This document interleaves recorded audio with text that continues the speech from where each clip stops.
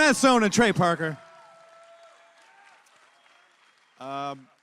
Congratulations on 20 years of the show. I remember in 1997. Well, first of all, do you guys remember the Spirit of Christmas when it was, I remember it was like the first viral thing I'd ever experienced. Someone from MTV gave it to me on a VHS cassette.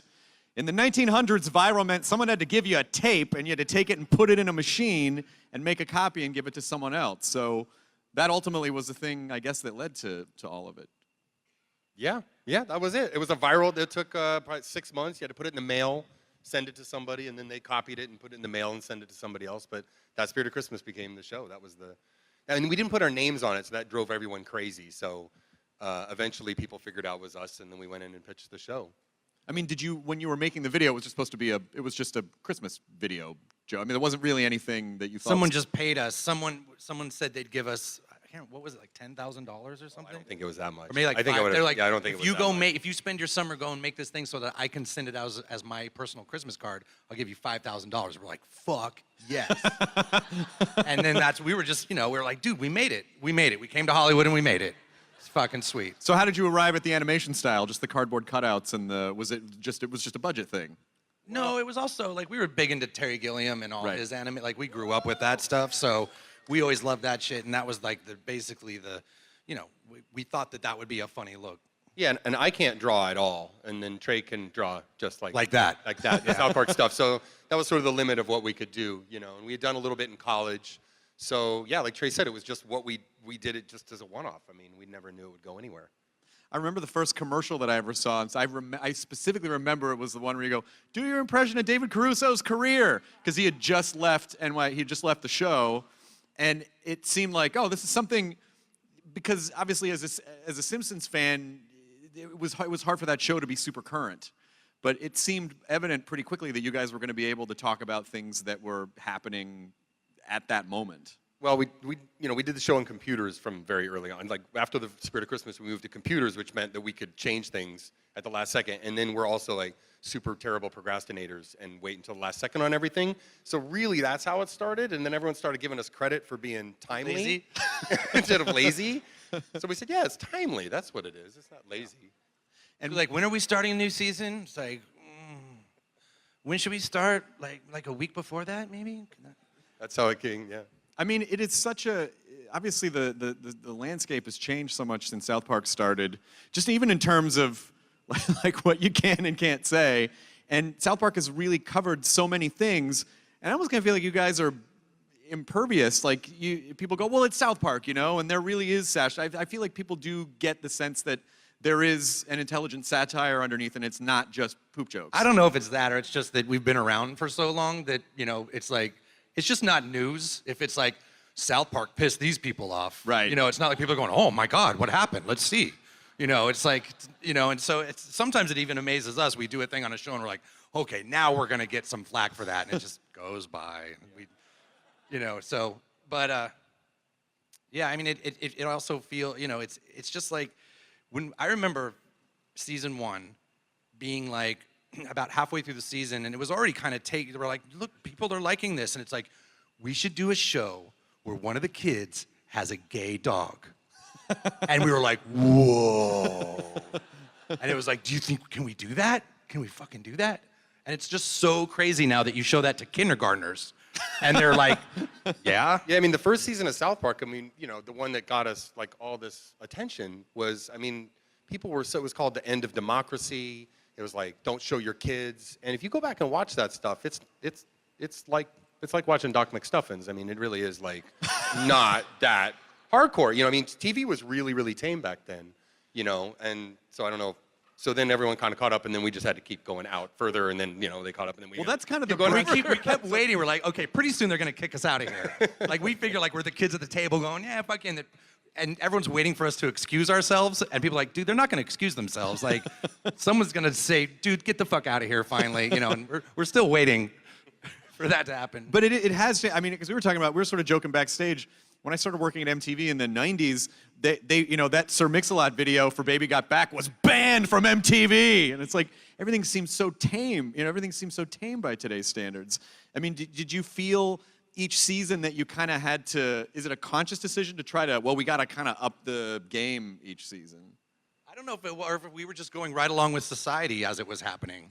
You know, it was just like for everyone, we were all, you know, shit was just getting crazier like that, you know, and it wasn't like, but that's the thing is, you know, we don't ever start a season or even start a show sitting down going, what can we do that's really fucked up? Right. You know, it's always just saying, oh, this thing is really interesting and it's taking off. And then we end up just taking this big fucked up route because we're fucked up people. And it's just like, but we don't start from fucked up. Right. You know what I mean? It just ends up that way. And in some ways, television is obviously, I mean, Comic-Con being kind of a testament to it. It's much better now, I think, in a lot of ways. Not that there wasn't great shows back then, but like what is television now is so much more grown up and adult and cool than it used to be. And it was the television that we grew up with, and of course we've got our favorite shows, but there were a lot of not that great shows back then. It was pretty grim. Yeah. You know, it was pretty bland, you know, sitcoms and that kind of stuff. And now look at all the amazing shows and amazing comedy shows and stuff coming off, you know, what's on the internet that becomes shows. So it's much different than back then. It was a desert, you know. And the reason why we went to Comedy Central in the beginning is because there was a few shows on Comedy Central was like this, you know, oasis where there was Monty Python and Absolutely Fabulous and some shows that we really like. So I don't know. I mean, it's fun to like. It is like the standards have gotten much different than they were in the '90s. It's like a completely different era, but it's better, I think. I mean, I think everyone. I mean, it's funny that you had to make a, which was a pretty remarkable thing, that you made a movie very early on of like, oh, I know this is on television, but let's see if people will go to the theaters and see it. And it yeah, well, that what was funny was that, you know, everyone was saying, oh, you've got a popular thing, you got to make a movie now, you know, and that's the big boy stuff, you know what I mean? Like that's the grown up stuff, make a movie. And you know, luckily, and we thought, the truth was, we thought at that time, it was like, well, okay, the South Park thing's about to end. You know, it's like been a couple years, it's dying out, and so we'll do this movie as this big final South Park thing. That's really what we thought. And that's why we're like, let's just do whatever the fuck we want, because if everyone's like, dude, fuck you, we can be like, yeah, see ya, we're going back to Colorado. You know, and so...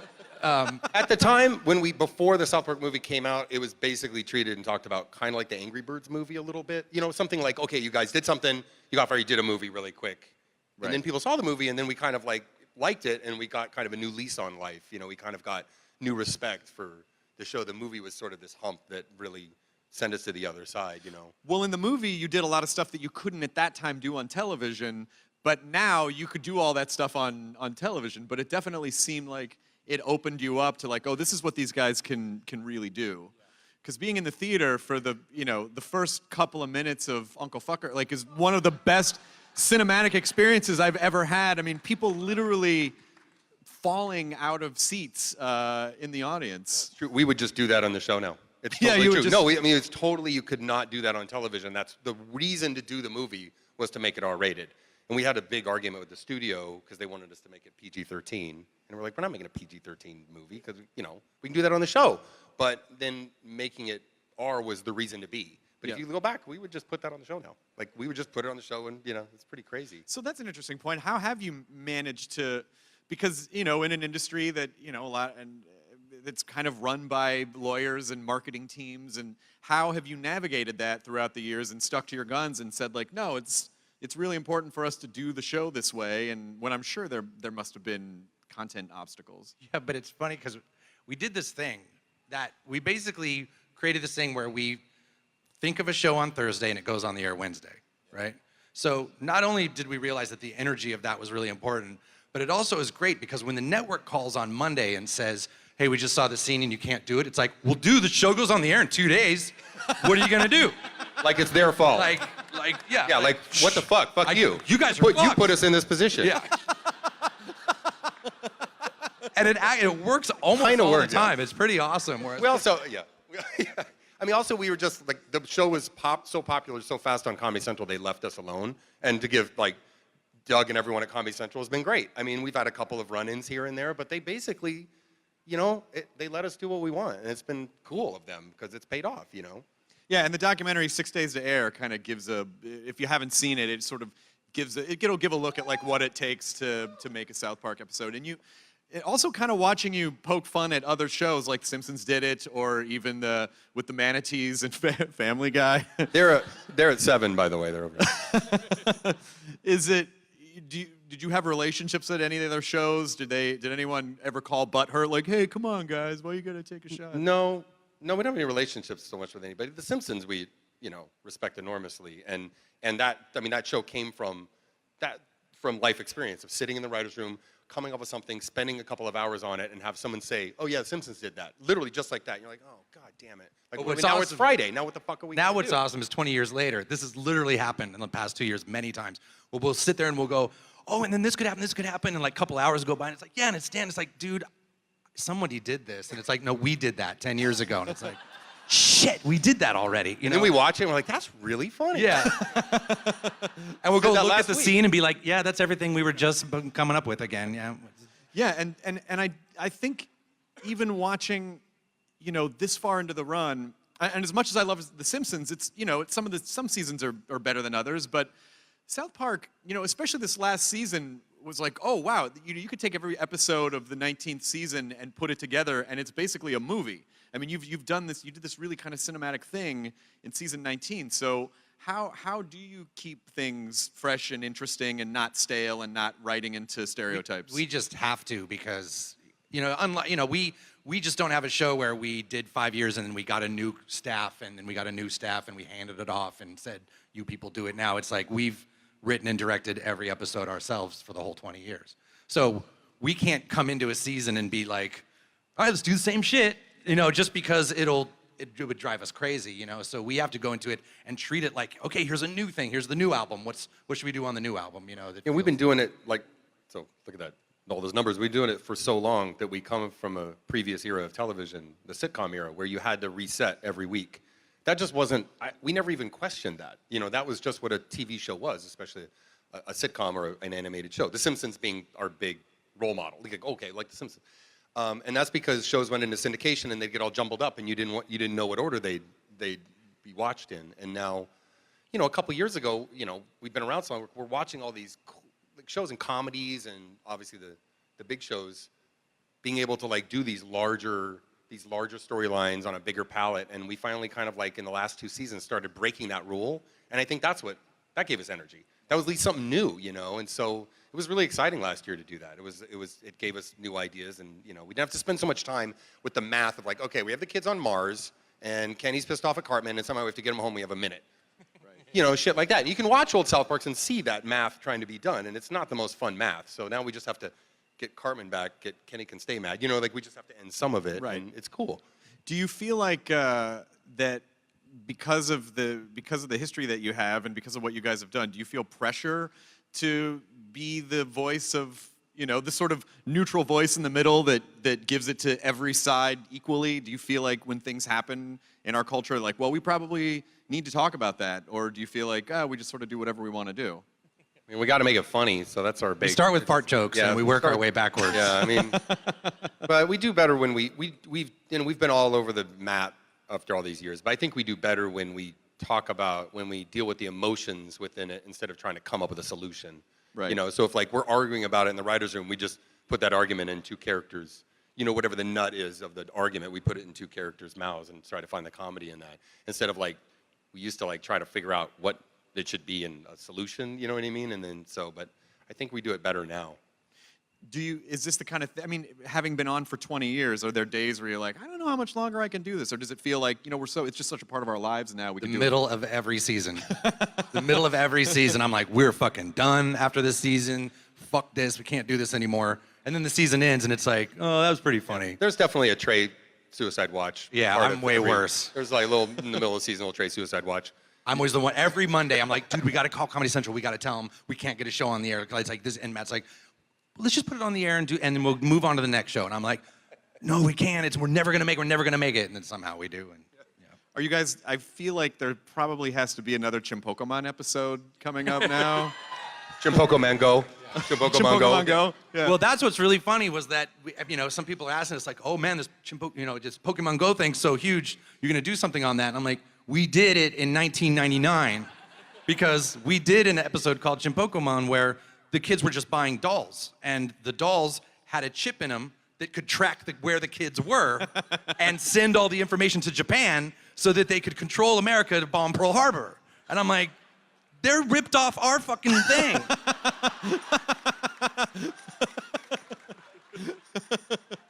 So we're suing them for our fucking idea. I will bring that up Sunday at the Pokemon Go panel. Before we start, I have a letter from. I just need you to take this, touch it. Okay, now it's done. There's your Serve them with papers, please.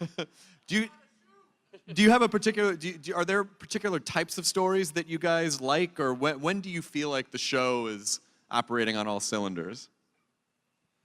I think when you have an emotion that makes it, I think that a big reason why last season was kind of fun for us and worked was because we were just dealing with our own emotions. We were just dealing with this thing of like, wow, things are getting kind of PC again, and like, are we fucked? Like, are we like? And then we're looking back at our old shows, and it's like, wow, yeah. I mean, this was, we're kind of been around for a long time, and we're kind of the old guys now, and are we gonna last? And I think that feeling of like that became the town saying, wow, are we just outdated, and are we gonna survive this, and are people just gonna look at us like we're the bad guys, was the energy and the emotion that drove the whole season, that I think we love when it it really comes from our emotion and our own, that's when it seems to Yeah, and we're old now, so we are. It's like there's a lot. That's why Randy's become a big character, is because like we're old. Like there's a lot of Randy stories. Like we're like, oh, this happened to me. It's like Randy story. So it's like now that in a way it's kind of filled out and dimensionalized the town because we're sort of old. So I think and then it'll be in 5 or 10 more years. It'll just be the old, but the kids won't even be in. Yeah, it'll be Grandpa Marsh. Yeah. It'll just be all his stories. But I used to go. I remember the first 5, even probably 10 years, I'd do Randy and I'd go in the booth to record him and I'd do an impersonation of my dad. And now I just do my voice. Now I just go in and go, hey, what's going on? That's just me. So. I mean, I assume if you go out in public, do people chase you down and like do the? No, it was awesome because I actually 2 hours ago I went and walked the whole floor of Comic-Con by myself. And I'm like, and it was great because I love this shit too. I'm totally been down with this shit forever. And I'm like, I was buying stuff and doing whatever, but just because I was by myself, and because a lot of people don't give a shit, but also because I was by myself, and just I walk like this too, so it was, it's like we really have it perfect where we can be. If we walk together and we grow our hair out stupid again, I think we get recognized. Yeah. Those were bad days. Yeah. Oh yeah, those days. Yeah. No, you guys bad, just like big stupid hair, and everyone's like, little stupid. But that still will happen. We'll walk down the street together, and someone will go, basketball. And we're like, okay, hey, South Park, Book of Mormon. Like, how many people are going to ask a basketball question tonight? So many basketball questions. Thanks a lot in advance. this is the basketball panel. Yeah, thank you for 19 years since basketball. I mean, I think at the core of it, one of the reasons why the show is it really is good. I mean, it's good. The quality of the show is good. That it isn't just poop jokes. That the music is sensational, and even being nominated for an Academy Award was. I mean, that year, did that seem surreal? Did it seem like just a couple years ago we were thinking of just moving back to Colorado, and now we're going to the Oscars in dresses? Yeah. Which I remember you guys did. We don't remember much from the Academy Awards. We just remember sort of coming down off the acid and sitting there in the seats going, dude. And basically, and at that point it was really like, please don't let us win because I don't want to go up on the stage right now. And then luckily Phil Collins won and we went and had spaghetti. But how did they even? Were there conference calls about which song they would actually be able to use on the broadcast? I think, yeah, I mean, I think Blame Canada was. Blame Canada was, only, yeah. I think that was It was the only one that you could actually. Yeah, submit like really that. Yeah, right. yeah. I can't remember. Yeah. I think that would. You need a whole chorus of real "Shut your fucking face" on the Oscars. I know. It should have been Uncle Fucker. Then we would have won. But why do you think we're so? I said this on I've said this on the Walking Dead panel before. It's like, why do you think people are so weird about language in the sense that they'll watch a show like they'll watch someone's brains get blown out of their head, but then someone will drop the F-bomb and it's like, oh, you can't. Why you can't? Like, why do you think our television is still obsessed with that kind of thing? I have no fucking idea. It used to be more obsessed, but like I said, I think it's a little bit different now. There's like a new kind of language police, but that's That's to be expected. It's like we're old now, you know what I mean? And young people come along and they want to like make the language their own. And there's this. That's what last season was about. Is like, you know, it's one thing to say, and we're, you know, and we're I'm, you know, I think we're conflicted about it. You know, it's like I don't have the answer, but it's like one thing to say like, well, what the fuck's wrong with people? Why can't they just take this joke or whatever? And the other thing is, if they're not laughing, they're not laughing. Like, you know what I mean? So you can't just say, well, fuck you. You should be laughing at this. Like, this is fucking funny. You're just an old guy at that point, you know. And so that's where we came up with. It's like college people being like, hey, bro, you think that's fucking funny? It's fucking racist, bro. You know?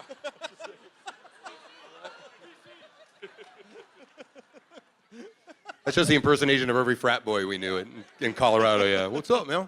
Huh? That's derogatory towards women, motherfucker. It's funny. See, that's funny. That's working. But I think part of the reason why the show resonates so much with this audience is sort of like what you said. Like you're definitely a part of it. I mean, I don't think anyone else could have made an episode about Warcraft without it seeming like they weren't on the inside, like that they were just making fun from the outside. Yeah. Well, and that's the thing is, you know, and now that we're making video games, it's not like we're like these guys going, oh, what's this video game stuff? That makes a lot of money. What's that all about? Like, we grew up total gamers, you know, and so with something like Warcraft, we know it. We know what we're talking about, and we try to, you know, if we don't know something, we really research it and get into it. But we tend to write about shit that we know, and that's why some of those episodes, you know, it's just honest because we are those dudes. You know? Yeah, with Warcraft in particular, I remember half our office was playing it. I mean, it was everyone. You'd go by computer screens, and it was either South Park or Warcraft, you know. And I mean, those episodes, like, you know, Warcraft being a good example of something when we did it, we're like, okay, we're gonna do this weird geeky thing that we think, you know, we're into, and maybe our office and some people are into, and then it turns out to be like the biggest, one of the, you know, most loved episodes. Those are great because like we come from that culture too of loving stuff, like a Comic-Con culture, you know. And to be able to put it in our show and screw around with it is so much fun. And Warcraft, like, they helped us make the show. The people who made Warcraft, it was awesome.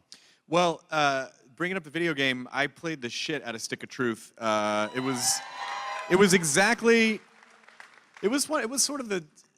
maybe just one of the kind of accidental things about the show was that, oh, actually this would translate really well to a video game rather than, I mean, it took, like The Simpsons, it took a while, you know, because the animation's a little more slick, and even the 90s Simpsons game was good, but it was very pixely.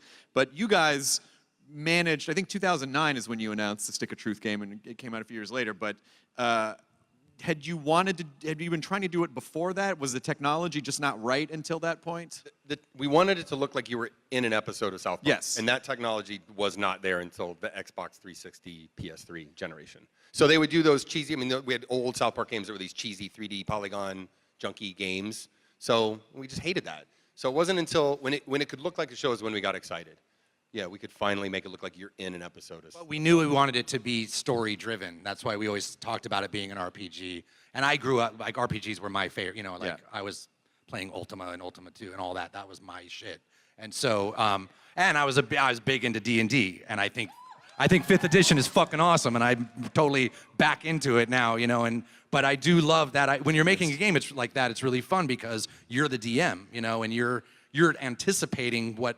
It's just instead of anticipating what 4 people around a table are going to do, you're anticipating what the video game audience is going to do, but you're still preparing in the same way. You know, so that's why it's really fun, just in terms of writing, because it's more like D&D. What classes did you guys play in the game? I was always the DM, and honestly, I was always the DM since I was like 9 years old, and I think it's what helped make me a good storyteller.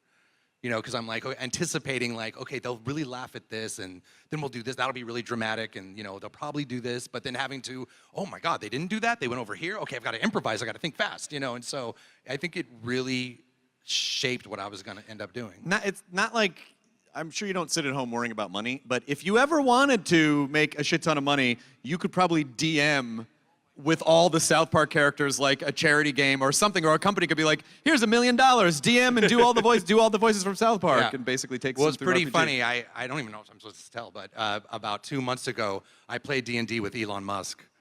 And, what? Yeah, that was really fun.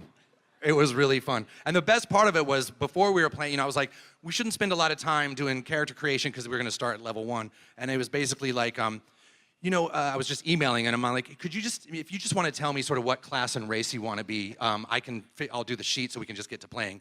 And maybe 20 seconds later, an email came back, human paladin.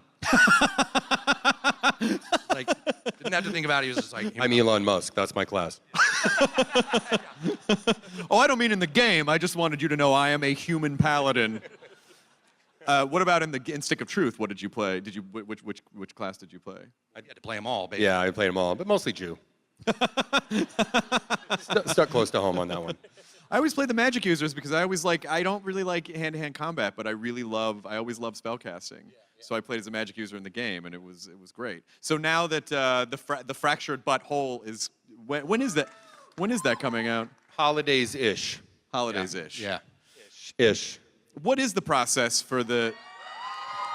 Oh, there it is. There you go. What is the process for the video game? Is the story have to be 100% done before you start the process? We just can't work that way. And we finally found this company in Ubisoft that really kind of think the way we do. And this is not we don't have to kiss their ass at all, but we really finally found a company that is like, you know what, this isn't as good as it could be. Let's work on it some more, which is always our attitude, you know. And so they know, and they knew up front from Stick of Truth, and then they really learned from Stick of Truth that we're all about writing, looking at it, changing it, looking at it, changing it, looking at it. Like that's what is happening over those 6 days in South Park. Everything's changing and rewritten and rewritten and rewritten till the last minute. And so, you know, it definitely sucks when we call up to San Francisco and we're like, oh, remember that whole thing, that whole level, we're cutting that. They're like, oh, fuck. You know, because they've been working on it for 3 months, you know. So it's definitely, we have to be a little more careful and really try to say, okay, these are things we need to keep and these are how we line up. But it's still a sculpting process. Are you okay once something is done of letting it go, or do you always feel like Never. Okay, yeah. No, never, no. Never. Do you still Trey look back? especially just has to rip it out of his hands. No, I mean it's true. I mean it's like it is like you just never. And the same thing with episodes. It's just there's some quote, but you abandon it eventually. Like you're never done. You just have to give up. It just has to go on the air, you know. And so that's. I think for fun, you should release a special edition of Bigger, Longer, Uncut with just a CG Jabba the Hutt in there somewhere. Yeah. just add some weird. Our director's cuts of things would probably be shorter. That's like we would be those guys. Really? Like, yeah, let's get rid of that and get rid of that. Tighten it up a little bit. 80 minutes, you know. We would totally do that. I mean, Director's cut with 3 less scenes. and no commentary. Yeah. There's a thing we made here. There's a fucking thing we made.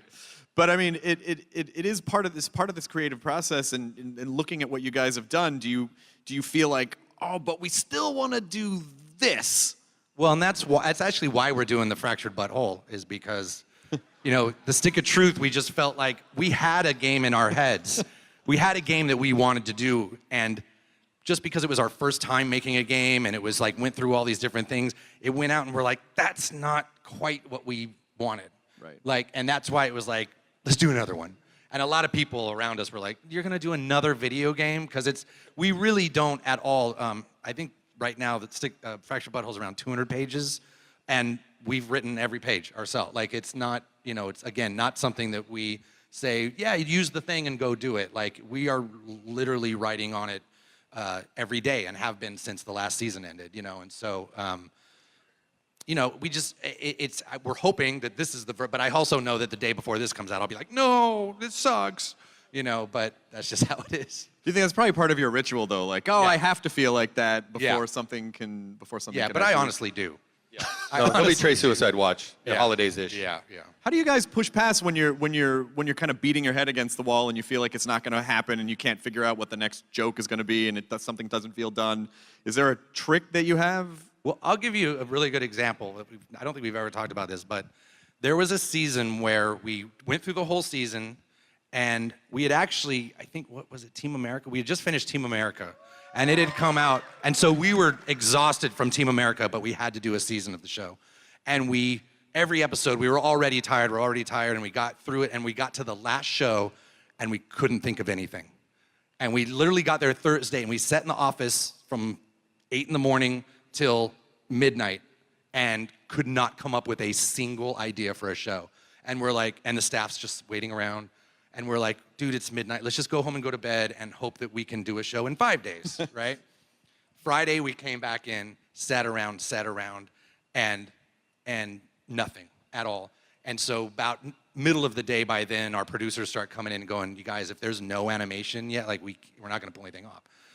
And we're like, okay, well, let's just, you know what? And it got to the end of the day. We're like, we're fucking tired. Let's just call it. We'll 4 days. Something set. Yeah. So 4 now days. it's 4 days. Yeah. We come in on Saturday, and we're like, fuck. We came so close. Like, we did Team America, and we did all these episodes, and we're gonna miss it by one episode, and we're gonna have to call Comedy Central and say sorry. And you know, it's like, let's just put some stupid fucking thing on, right? It was Christmas time again, and whatever, and we're like, let's just do a fucking Christmas critter orgy. Right? And it's That was when blood orgy. That was like somebody Yeah. said blood orgy. We're like blood orgy. let's do a Christmas blood orgy, Blood orgy, we with can do that. critters, and we just start doing shit, right? And everyone in the office is like, what the fuck is this? Like, because that's all it was this big blood orgy with critters in it. And then we start going like, okay, well, maybe the critter, maybe Stan's there and whatever, and then what, and then, you know, now it's Sunday and we start going like, yeah, well, maybe this is all just a story that Cartman's telling, and we're like, oh, that's kind of cool, right? And we literally got to you know, of course, the crew's way behind now, just trying to make this thing, and just thinking like, okay, they've lost it. This is fucking out of it. And we're like, but then we get like, now we're late, and it's like Tuesday. The show has to be done in 6 hours, and we're like, we couldn't figure out how to get from here to there. There's no answer. And it's just like, what if we have one of the critters have to get an abortion and so the savior can be born? And it's just like, I mean, let's just do that. Let's just do that. And then we do it, and we're like, that's fucking great. And so That show looks really, really like there's an architect. I mean, it Yeah. looks really, that show in particular is one that just was a mess until the last second. And actually watching it, you go, wow, they really figured that out. That Yeah. was really good. It's So it never matches, you know. Yeah. I mean, sometimes like the last second stuff looks the most thought out.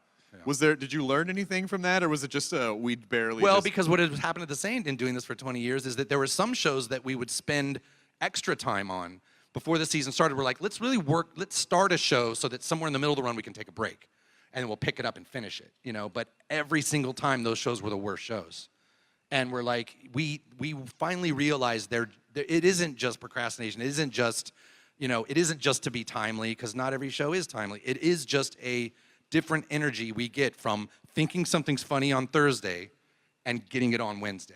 You know, and it really is like, you know, we've worked a lot with Bill Hader, who's awesome, and he's been in the room a lot. And talking to him about Saturday Night Live schedule and what their week is like, it's so similar, it's crazy. Like, our weeks are very similar, where the first couple days you're just throwing shit, and then you're starting to take shit away and change stuff, and, you know. Well, you really have to learn to trust your instincts at a certain point, I guess, and not just kind of go like, well, I guess this is funny, because you can't really test it, No. especially in a couple Just of a days. deadline. It's like, do you trust your instincts? It's like, I don't, there's a deadline. I mean, it really is like without the deadline. There's no better cure for writer's block than, well, the show's on Wednesday. Right. You know what I mean? So Are you good with time off when you guys are on a break? Can you sit and still for a minute? I do great with time off. Yeah, lately, I'm getting better at it, yeah. Yeah, we like vacation now. I think let's open it up to questions. We actually have like 20 minutes for questions, so let's get as many as we can. Oh, hello. Hello. Hi. How's it going? Good. I have a question for you about nipples, specifically female nipples. Yes. Yes. Have you heard of the movement called Free the Nipple? Yes. I would love to hear what you think about it, and if you're gonna do an episode on Free the Nipple. Yes. We weren't, and now we are. The entire next season will be Free the Nipple season. Thank you for your contribution. That will be the arc. And do you believe that by the end of the season the nipples will be freed? Mine will be. Yeah, I did a whole rant about it on At Midnight about it's ridiculous that this is where there are real tragedies happening in the world, and that's something that people are obsessing over. You know, it's like whether or not part of our bodies. I mean, it's ridiculous. Yes, it is ridiculous. You didn't ask me, but I decided to answer anyway. Well, there you go. What is your name and what is your question? Hello, my name is Amy. My question is, also thank you for the Stick of Truth. That was the best game of last year. I'm very excited to play a girl in the next game. And I've noticed over the seasons, the women really started as one-dimensional characters, and they've really grown a lot more. Is that something you guys did on purpose? Does that just naturally happen after 20 years? They are. It is. You know, there's episodes that have been Wendy focused, and when it's from her point of view, that we actually really enjoy writing. And I think we really realized that with Stick of Truth, we really wanted you to be able to play as a girl. It was just so hard narratively to figure out, and we just needed more time because I think we finally did figure it out.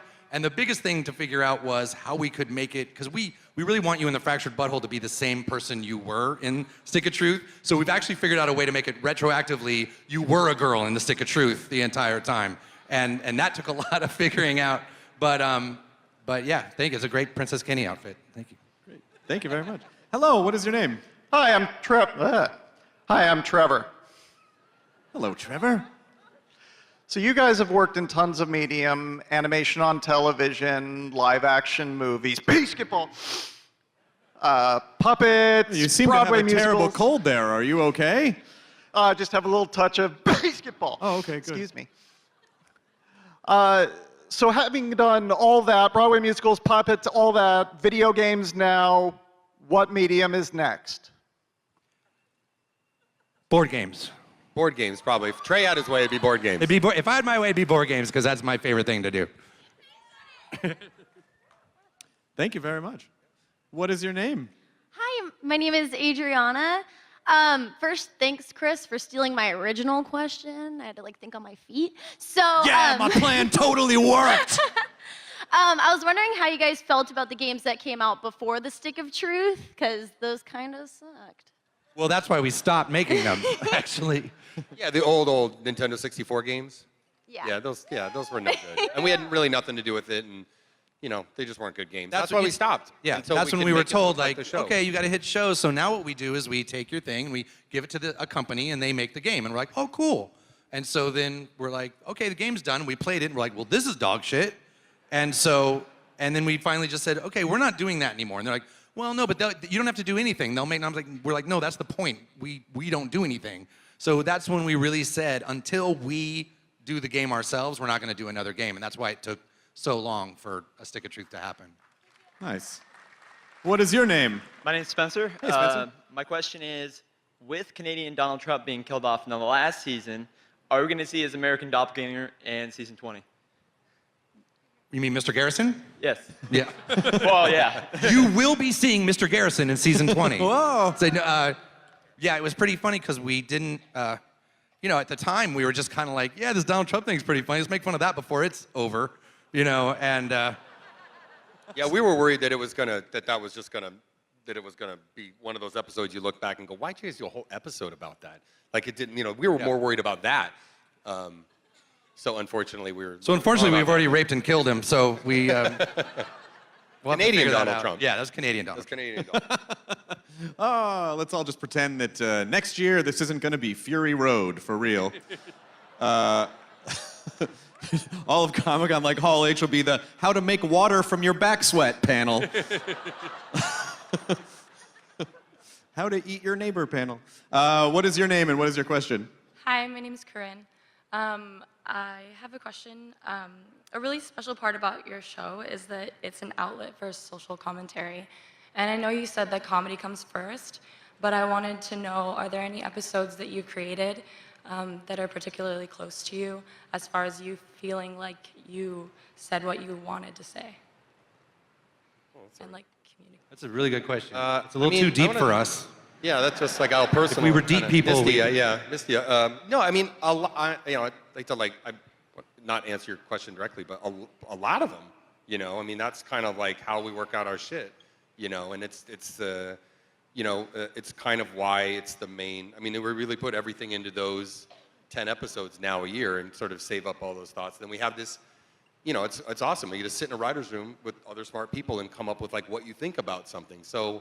In some ways, you look back at all the shows, and I mean, sometimes I look back at an old show and a line or a position and some social commentary, and you're a little like, yeah, I don't know. Like, I've grown since that, but that's what it is. That's what we thought then. So it's sort of a record of our whole thought, process with the good and the bad the whole way through. So, yeah, I don't know. It's pretty cool to be able to work out your stuff in comedy.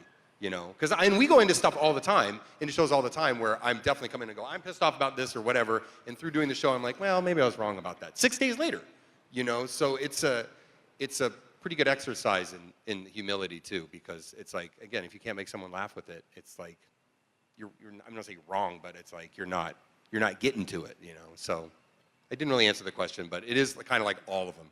But is it also being able, like, as an artist and being able to express in a moment things that you guys are going through and things you were feeling, what have you actually learned about, if you were to sit down and watch, you know, all 20 seasons, what do you think you would learn about yourselves? Oh, I know one. That John Edwards show. That's one.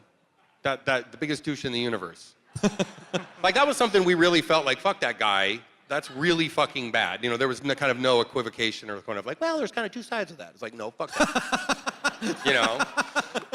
I mean, we felt very good about, like, that's a really cruel thing that guy and people like that do with cold readings and stuff, you know? So that was kind of one where it felt like we took something that people knew about and was a known thing and kind of brought it up a level in pop culture. The Scientology one was probably one also at the time, that Scientology was a little bit of like a LA subject, you know, like people out, you know, because we were moved to LA and we had read about Scientology and then the stuff had gone online, but it was just, you couldn't touch that subject. And it was like, we want to say something about this. So it was just really cool that there's sometimes you get to bubble up something a level and take it and, you know, present it to people and, you know, for whatever you want to say. Like, I think a lot of people, probably their first experience with Scientology now is seeing that episode, which certainly gives them a certain opinion about it, so. So what do you think you've learned the past 20 years? Really nothing, but it's cool because of the fact that we've done it all, that we've been at the head of it the whole time. It does feel more like, and I'm not just saying this because I want to feel cool, it does feel more like we're a band sometimes, because we always, like, every season we go into is almost like we can sit and kind of talk about what we're gonna do, but then you go into the studio and you just make the album, and the album surprises you and think, you know, it goes in a direction you weren't expecting. And now I can look back at these old albums and be like, oh yeah, that's where my head was at then, and oh yeah, that's the season I got married. That's the season my little girl was born. That's the season when, you know, this person died, and, you know, and like, you know, this was the one where I kind of had my, there's episodes I can see where it's like, there was one where Stan just decided everything was shit, you know, and to a lot of people, they're like, that felt like the last show, and I was like, that's how I was feeling. You know, but it's cool that we can look at how we were, not only where we were and what our politics were and how they've changed, but where our emotions were, you know? Yeah. What is your name and what is your question? My name is Matt, and my friend Anthony says hi. I was wondering what the role of PC Principal will be and how important he'll be in the next game. In the next game? Next game? Well, he's in the game. I don't know. It depends on what side quests and characters you choose, I guess, how important he is to your quest. But yeah, he's in the game for sure, and he'll be in season 20. I mean, he's there. He's the principal. So we actually, you know, we went through our normal thing. Even this last season, we went through our normal thing on the first episode where we had come up with this PC principal thing. And for, like, on Saturday, we were sitting around the table going, all right, so what should we do? Should we have him, like, run him out of town, or does he die, or what happens? And I think it was like Sunday, Matt came in and goes, I think that character's pretty funny. Like, what if we just kept him principal? And I'm like, oh, maybe. But that wasn't until we were making the first show that we kind of even thought maybe we'll keep him around. So he definitely will be in season 20. We'll see him on season 20. Yes. Great. What is your name, sir? My name is JT, and I had a question about, I mean, if there was a South Park movie #2, since in the first one you guys always tackled a lot of controversial topics, what would your main topic be for this dream movie for South Park #2? Well, if we knew that now, it would become season 20, because that's just the way it goes. You know, if we had this great idea for South Park right now, it would just end up getting swallowed up into the show, because the show's a hungry baby. You know, it's like, we can't say, oh, you're starving, baby? We have this milk over here, but that milk's for later. You know, it's like, we got to feed the starving baby. And also, it's just, you know, it isn't like we were saying about how TV's changed, and, you know, it used to be so much that there's dinky little TV over here and then there's these big grown-up movies. It just doesn't feel that way anymore. You know, it feels like the fact that we can do these big epic things with the show and be, you know, do a bit more of movie-style storytelling. We don't have this huge drive right now to go, oh, we want to do the big epic version. I want to do the big epic version, but I want to do it next month. You know what I mean? That's how I feel. Also, media is becoming everything's just merging and separating. Yeah. It's such a different media landscape than it was when the first South Park movie came out, that I think most people don't even really differentiate between film and television anymore, just the way it's like, it's getting really close, like a 3-part miniseries or a 6-part or 10-part or movies or, I don't know. Someday we might do another South Park movie, but right now, like Trey said, it's like all we can think about is like we have 10 shows to do this fall. And that starts in September, right? The new season starts in September. Yeah. And do you not start until 6 days before the first episode? We actually we work 10 days before on the first one. An extra week. If we get there, we warm up a little bit. And let's just go. Do you kind of have an idea of thematically some of the stuff you're going to do for season 20? Nope. But that's why but it's not like there's besides the Free the Nipple arc. The Free the Nipple arc. Yeah. Besides that, we're going to do Free the Nipple stuff, and then but the big thing is that everything has been percolating. It's like that's why it does feel like. And the truth is now, Matt and I, we still are around each other a lot, but we try to spend some time away from each other so that we can come back ready for the season and just regurgitate all the stuff that's happened in the past 8 months, and then that starts to become the show. Yeah. What is your name and what is your question? Hi, my name's Lee, and I'm originally from Denver, Colorado. So nice. I love that you guys go to real places in Colorado in the show, like Casa Bonita and all that.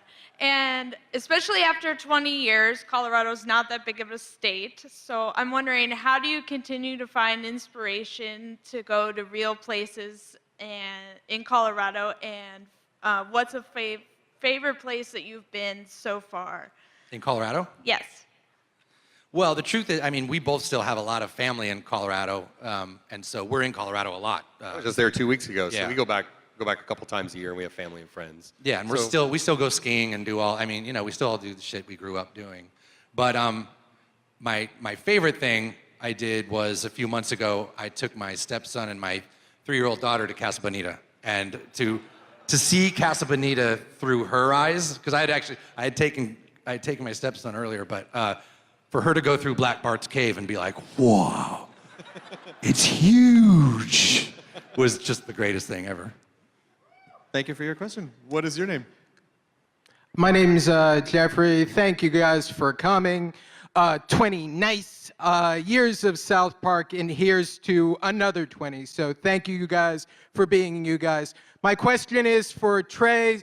Many years ago, you said, if my mother would die if I did not do another puppet movie, she'd be dead, and I'm serious. Do you still feel that way, considering you said you guys wouldn't do another video game, and you are? So, another puppet movie with R-rated puppets. First of all, you should go into newscasting. I want to say that. You have a very commanding voice, and it was like, and now with the weather. So what do you think? He's right. He did catch us. We did say that about a video game. So I said that about my mother? No, we have to do another puppet movie now. Oh, really? No. We just I don't think another puppet movie's in the cards. Wait, is my mother dying? No. Yeah, there's no Comic-Con. This is how we wanted to tell you. We got 7,000 people here. Shit. Yeah, sorry. One puppet movie. Anyway, we can all go home now. One puppet movie's enough. Yeah. Was the process? What surprised you about? Excruciating. Yeah. We're very proud of it, and it's a cool movie, but it was excruciating to do. The puppets are like that big, and they don't do anything, and they can't move. And then you're on set, and everyone's looking at. I don't know why we just dumbly thought we thought it was so and then cool we'll have and the puppet run over here, and then he'll get in the car, and he'll drive the car away. And then you're sitting there with these puppets and cherry pickers and people with them like this, and you're like, okay, have him go over there. And he's like, and you're just like, oh shit. And we knew we still had like another 2 months of shooting, and Paramount's going, how's it going? We're like, great. Yeah, we really dug a hole for ourselves there and had to dig ourselves out. We have 20 seconds of footage. Is there more? No, that's it. That's just what we wanted to see. Thank you for your question, Jeffrey. What is your name? My name's Tweak, and I was just wondering how many times you guys have killed my friend Kenny. Well, that was that count. It was in there. They counted it, but. Yeah, a lot. Yeah, we might kill Kenny some this season. We kind of stopped doing that. I don't know. Did it just feel like, we don't need to do that anymore? Like, it was like fun, and it was awesome, and it was fun, and then it was rebellious at first, and then it was fun, and then it got to be like homework. You know, it got to be like, It got all to right, be where we we gotta did a kill him. show and we're like, oh no, we haven't killed Kenny. We got to figure that out. Yeah, and it became like homework. So then we just Yeah. stopped. But we could do that again. But it seems fun that there aren't really rules in the sense that if you feel like doing something, you'll do it, and if you don't feel like doing something, do you feel like that's part of the way to keep the show fresh? Is just not to get too stuck to ideas? And you know, we honestly are also like we do a lot where I think we spend probably too much time doing the they'll always on Saturday Comedy Central ask for like a 10-second thing of what this show is going to be about so they can promote it, right?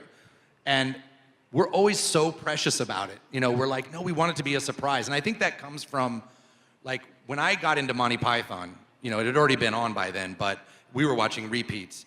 But I would tune into Monty Python and I had no idea where it was going to take me.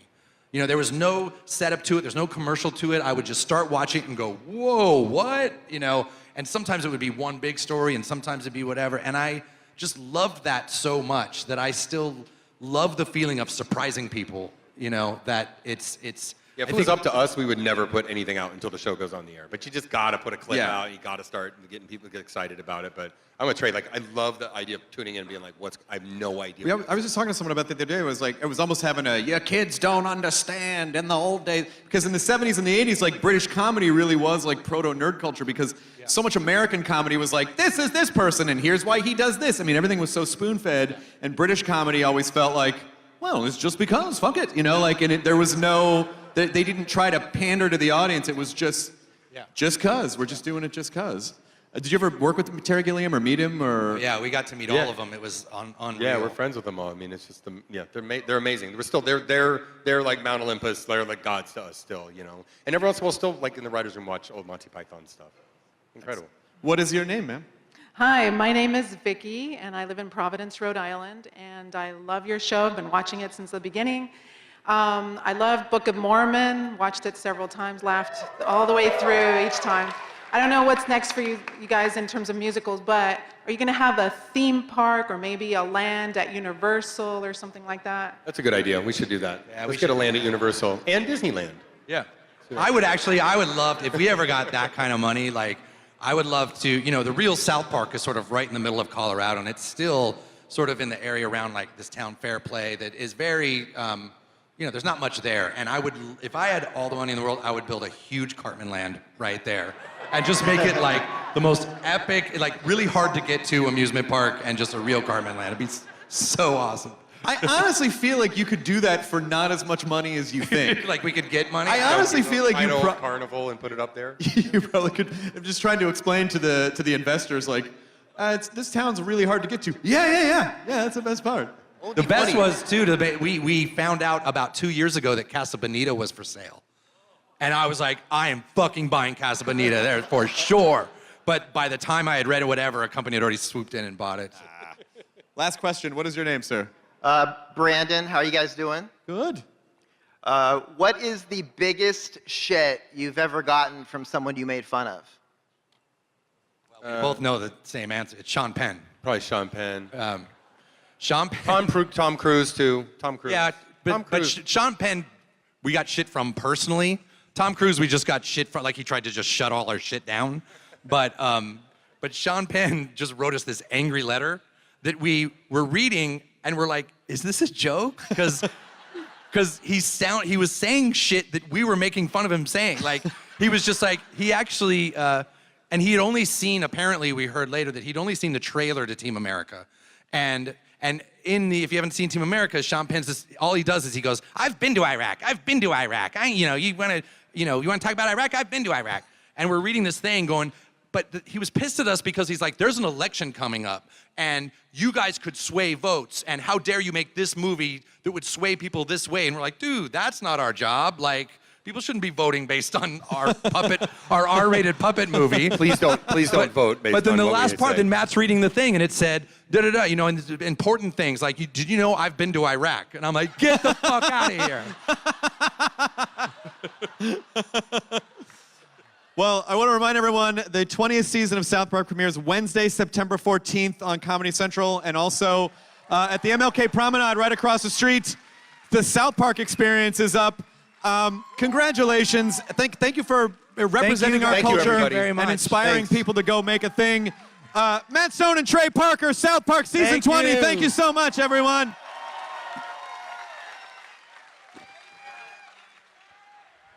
Can I get a video, you guys? I get a selfie. Do you want me to take it? No, I'm just gonna get a selfie video. Hi, everybody. Hi, baby, love you.